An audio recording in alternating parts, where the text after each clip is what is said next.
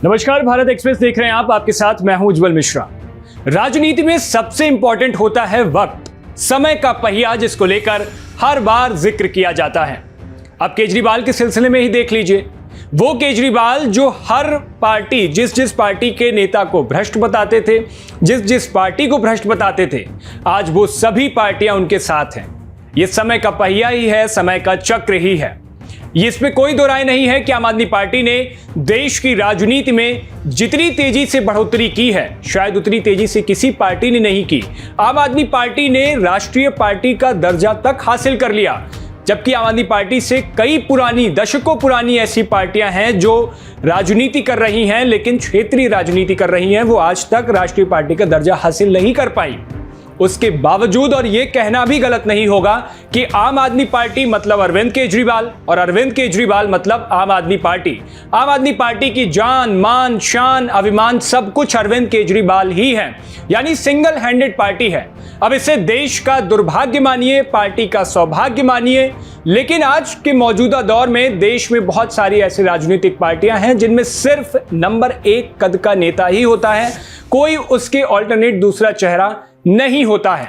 अब अरविंद केजरीवाल को यह जाहिर तौर पर पता था, आम आदमी पार्टी को भी पता था कि 9 समन मिलने के बाद आखिर क्या होगा। एक ना एक दिन तो ईडी आएगी, पूछताछ करेगी, अरेस्ट भी हो सकते हैं, इसका अंदाजा भी पार्टी को था। इसीलिए पार्टी ने पहले ही एक सर्वे करा रखा था। अब सवाल यह उठता है कि अरविंद केजरीवाल की गिरफ्तारी से क्या आम आदमी पार्टी का कद खत्म हो जाएगा? क्या आम आदमी पार्टी के अंदर एक रार मचेगी? क्या बीजेपी को उल्टा फायदा होगा?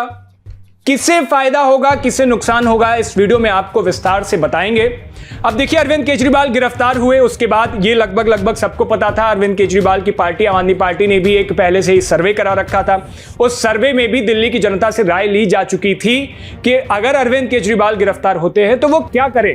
उसके साथ साथ आपको बता दें कि ये गिरफ्तारी ऐसे वक्त हुई है जब लोकसभा चुनावों की तारीखों का ऐलान हो चुका था। खुद अरविंद केजरीवाल, उनकी पार्टी के सारे बड़े नेता, कार्यकर्ता चुनावों की तैयारियों में लगे हुए थे। दिल्ली में 4 सीटों का ऐलान, 4 सीटों पर प्रत्याशियों के नामों का ऐलान भी कर दिया गया। पंजाब में भी 8 सीटों पर पार्टी के प्रत्याशियों का ऐलान कर दिया गया। सभी जोर शोर से लगे हुए थे। दिल्ली की 3 सीटों पर अभी और प्रत्याशियों के नामों का ऐलान होना था। उससे पहले ऐसे वक्त पर अरविंद केजरीवाल की गिरफ्तारी हो जाती है। सारे बड़े नेता आम आदमी पार्टी के इसी मसले में फंस जाते हैं। अब सवाल ये उठता है कि अरविंद केजरीवाल की गिरफ्तारी के बाद इसका फायदा नुकसान किसको होगा। देखिए, जाहिर तौर पर ये कहने में कोई गुरेज नहीं है कि अगर अरविंद केजरीवाल की गिरफ्तारी से बीजेपी को नुकसान होता इस वक्त, तो अरविंद केजरीवाल की कभी भी गिरफ्तारी ऐसे वक्त पे नहीं होती, ऐन चुनावों से पहले नहीं होती। यानी ये बहुत ही सोचा समझा फैसला कहिए आप इसे। अब मेरी समझ में जो आता है वो अरविंद केजरीवाल की गिरफ्तारी के बीजेपी से किस तरह से भुनाएगी, उसके 3 बड़े कारण हैं।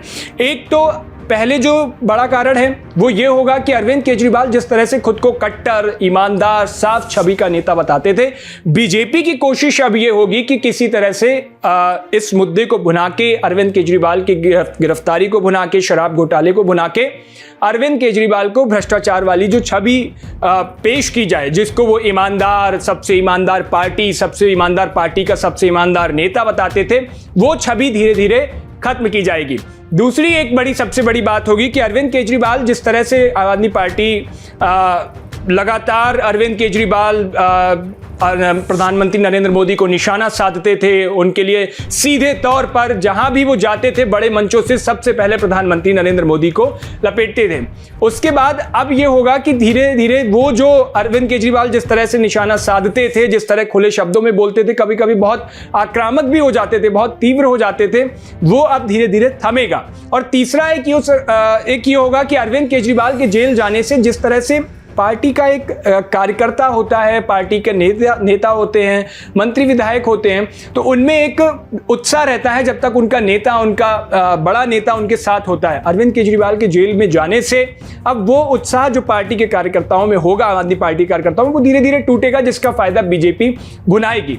अब ये वक्त का पहिया ही कहिए कि कांग्रेस के पास भी एक बड़ा मौका हो सकता था।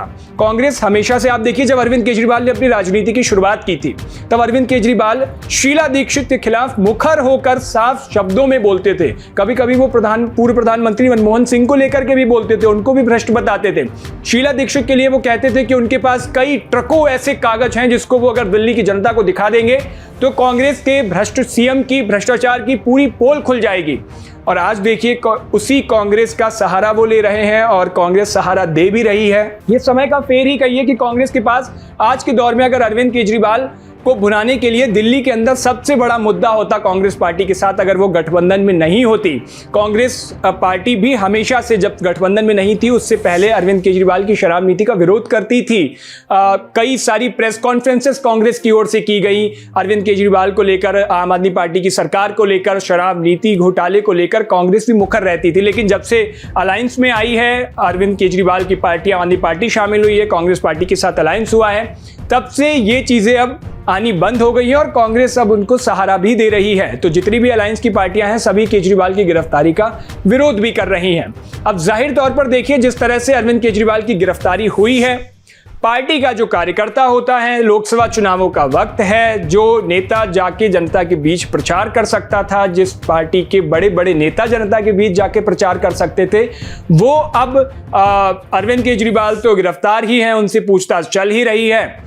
अब उनके जो बड़े नेता भी हैं वो भी इसी मसले में उलझे हुए हैं, वो भी प्रदर्शन कर रहे हैं, विरोध प्रदर्शन हो रहे हैं। यानी अभी चुनावों से आम आदमी पार्टी जो एक तेज गति से चल रही थी चुनावों को लेकर के, उसमें कहीं ना कहीं ब्रेकर लगा है और इसका फायदा जाहिर तौर पर ना चाहते हुए भी बीजेपी को हो सकता है, क्योंकि बीजेपी बड़ी प्रखर मुद्दे से बीजेपी ये चाहती है कि जिस तरह से गुजरात, पंजाब, दिल्ली सभी पर बीजेपी की नजर है और इस नजर को भुनाने का बीजेपी के पास अभी सबसे बड़ा मौका है। हालांकि अब आपको क्या लगता है, कांग्रेस भी इस मौके को भुना सकती थी, लेकिन अब वक्त का फेर ही कहिए, समय का पहिया है, चक्र ऐसा घूमा कि आज कांग्रेस पार्टी चाहते हुए भी विरोध नहीं कर सकती है अरविंद केजरीवाल का, क्योंकि वो अलायंस में है और अलायंस में होने के बावजूद वो कुछ नहीं कर सकते, कुछ उनके खिलाफ भी नहीं बोल सकते, इसलिए उन्हें समर्थन देना ही पड़ेगा। अब इस पूरे मसले पर आपकी क्या राय है हमें कमेंट बॉक्स में जरूर बताइएगा। बाकी देश और दुनिया की तमाम खबरों के लिए देखते रहिए भारत एक्सप्रेस। शुक्रिया।